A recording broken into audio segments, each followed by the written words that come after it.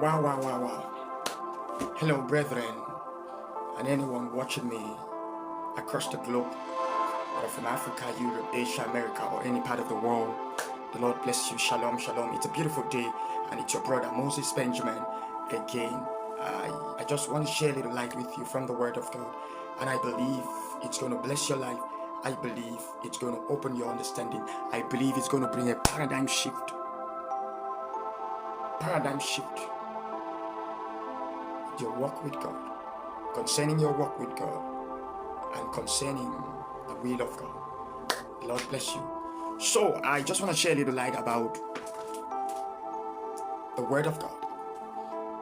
You know, it's common knowledge, and most of the popular preaching always tell us that the Word of God is divided into two: the Bible and the Old and the New Testament.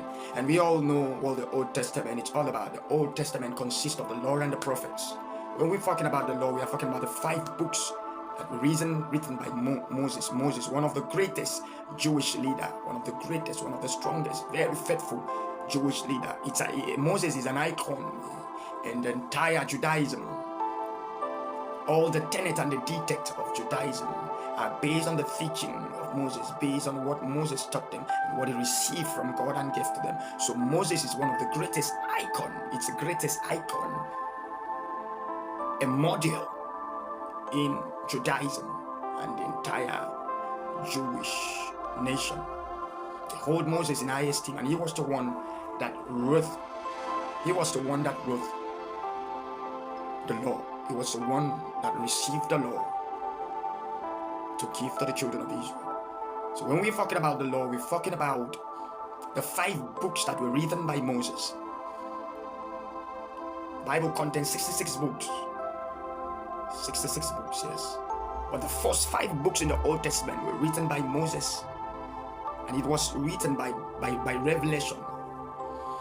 Because Moses wrote the book of Genesis, although he was not there physically.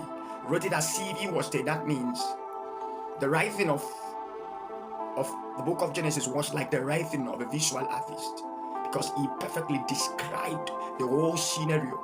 That means God literally took Moses took him back to the beginning and placed him in Eden, and he was watching everything played out as it were in the beginning, and he wrote it down. He wrote it down because prophets of old were like visual artists.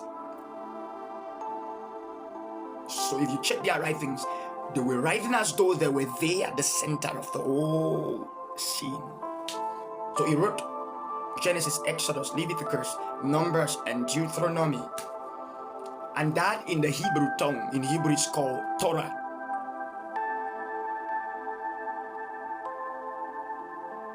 It's called Torah. The Greek call it Pentateuch. Now coming down from there, we have the prophets. The Old Testament consists of the law and the prophet. The prophets, we have Isaiah, Elijah, and the rest of them. We have the major prophet and the minor prophet. And we have the New Testament, the New Covenant. You can call it Old Covenant and New Covenant.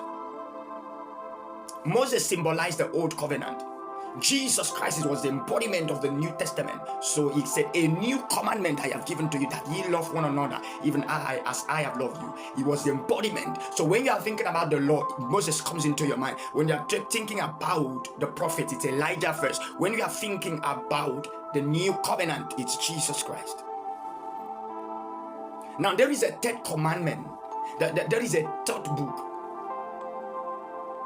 So when the Bible was talking about Jesus in the book of John chapter 1, he said the Word was made flesh, and we beheld his glory as of the only begotten of the Father, full of grace and truth. The Word became flesh.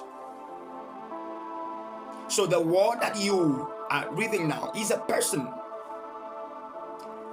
Now there was a prophecy in the Old Testament according to Moses and the prophets, that a time will come that the word of the Lord will not be something you need to read in a book, but the word of the Lord will be written in the breastplate of a heart.